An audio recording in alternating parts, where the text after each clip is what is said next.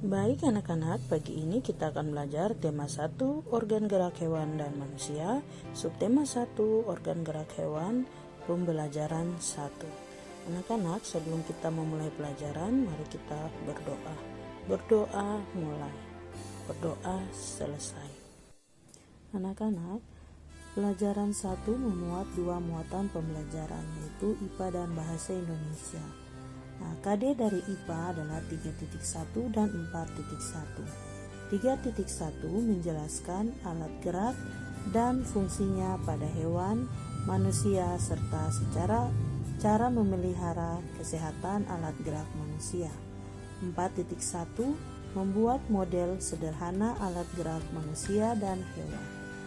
Muatan pembelajaran Bahasa Indonesia 3.1 menentukan pokok pikiran dalam teks lisan dan tulis. 4.1 menyajikan hasil identifikasi pokok pikiran dalam teks tulis dan lisan secara lisan, tulis, dan visual. Anak-anak, pagi ini tujuan pembelajaran kita ada 4 komponen. Yang pertama, dengan membaca teks tentang organ gerak hewan dan manusia, siswa dapat menyebutkan alat gerak hewan manusia secara benar. 2. Dengan kegiatan membaca, siswa dapat menentukan setiap ide pokok dalam bacaan secara tepat. 3. Dengan menulis, siswa dapat mengembangkan ide pokok menjadi sebuah paragraf secara runtut. 4. Dengan berdiskusi, siswa dapat menyebutkan pengertian, fungsi, dan cara menentukan ide pokok bacaan secara mandiri. Nah, anak-anak, ini adalah tujuan pembelajaran kita di pagi hari ini. Hari Minggu adalah hari libur sekolah. Namun demikian, menurut Edo, hari Minggu bukanlah hari yang harus dilewatkan begitu saja. Sejumlah rencana telah dipersiapkan, mulai dari memenuhi ajakan Benny untuk berlatih berenang, menemani Lani membeli buku, hingga pergi ke kandang kelinci.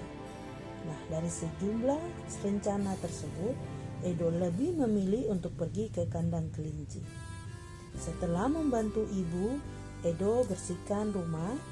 Edo pamit untuk berkunjung ke rumah Pak Rudi. Pak Rudi adalah peternak kelinci yang sukses di kampungnya.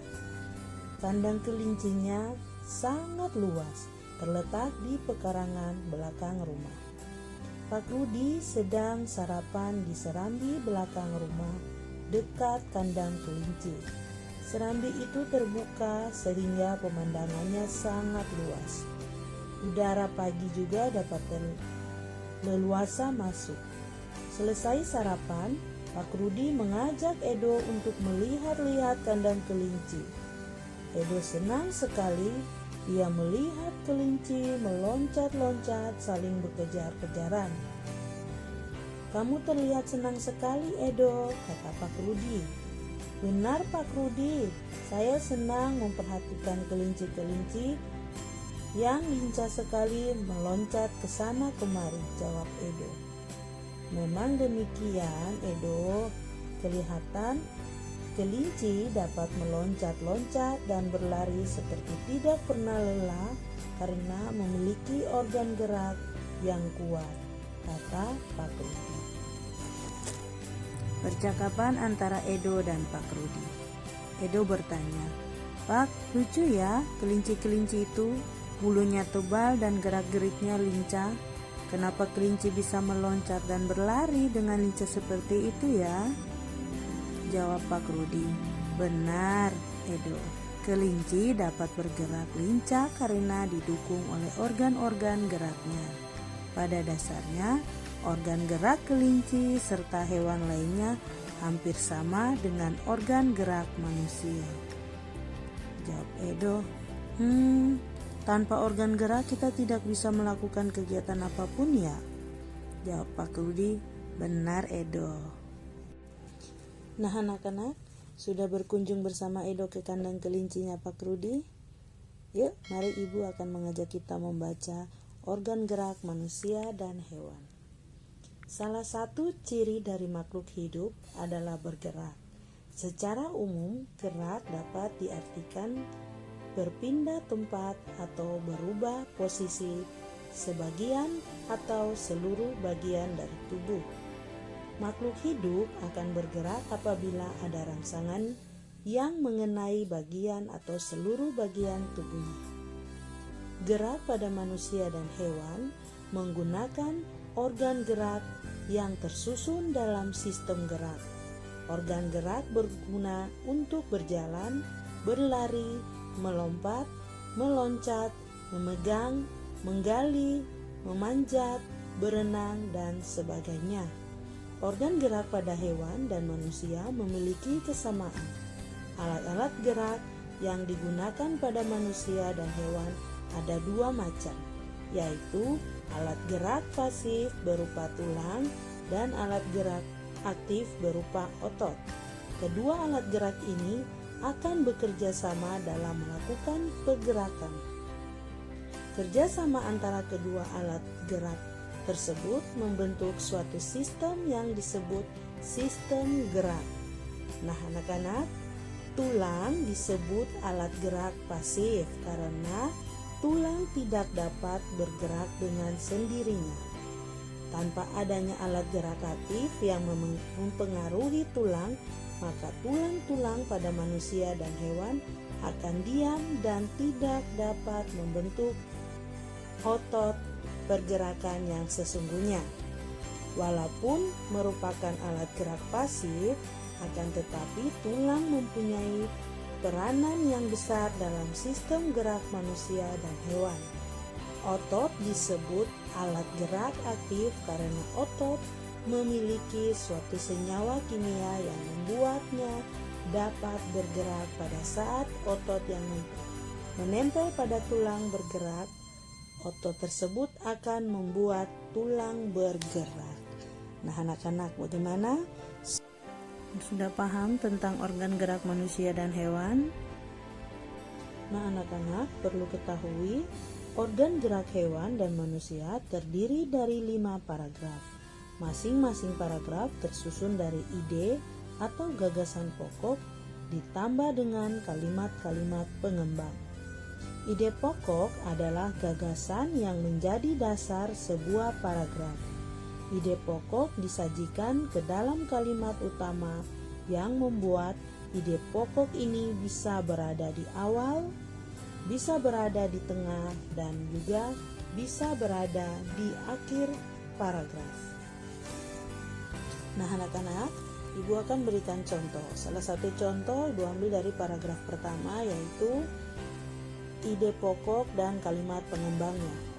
Nah, ide pokok dari paragraf pertama yaitu salah satu ciri dari makhluk hidup adalah bergerak. Sedangkan kalimat pengembangnya yaitu secara umum gerak dapat diartikan berpindah tempat atau perubahan posisi dengan sebagian atau seluruh bagian dari tubuh makhluk hidup. Nah, anak-anak, itu adalah contoh paragraf pertama.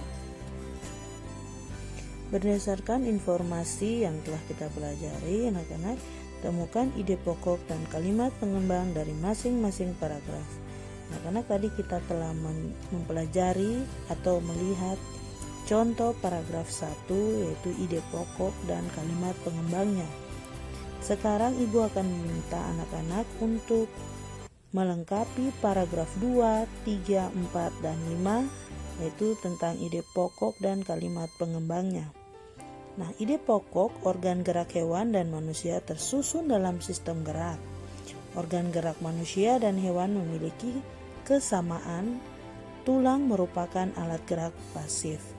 Kalimat pengembang yaitu organ gerak manusia berguna untuk berjalan, berlari, melompat, menggali, memanjat, berenang, dan sebagainya. Alat gerak manusia dan hewan yaitu alat gerak pasif berupa tulang dan alat gerak aktif berupa otot. Tulang tidak dapat bergerak dengan sendirinya. Tulang memerlukan bantuan alat gerak aktif agar dapat bergerak. Nah, bagaimana anak-anak? Sudah paham tentang organ gerak hewan atau ide pokok serta kalimat pendukungnya? Kembangkan ide-ide pokok berikut menjadi sebuah paragraf. Organ gerak terdiri atas dua macam, yaitu alat gerak aktif dan pasif. Alat gerak pasif berupa tulang, alat gerak aktif berupa otot. Organ gerak banyak sekali fungsinya, yaitu untuk berjalan, berlari, berlompat, meloncat, memegang, menggali, memanjat, berenang, dan sebagainya. Tanpa organ gerak, manusia tidak dapat bergerak, yaitu tulang dan otot bekerja sama untuk bergerak. Tanpa ada kerjasama di organ gerak, maka manusia dan hewan tidak dapat bergerak. Baik anak-anak, Ibu akan mengajak kita untuk berdiskusi bersama-sama tentang hal-hal sebagai berikut, yaitu pengertian ide pokok bacaan, fungsi ide pokok bacaan, dan cara menentukan ide pokok bacaan. Baik anak-anak, pengertian ide pokok bacaan yaitu garis besar pembahasan dari sebuah paragraf. Fungsi ide pokok dalam bacaan yaitu pembaca mengerti inti atau pokok bahasan. Ya, cara menentukan ide pokok bacaannya adalah baca seluruh paragraf, cermati kalimat pertama hingga akhir, tandai ide pokoknya. Nah, kalian telah mengetahui bersama. Setelah itu, tarik kesimpulan yang dapat kalian ambil dari diskusi hari ini.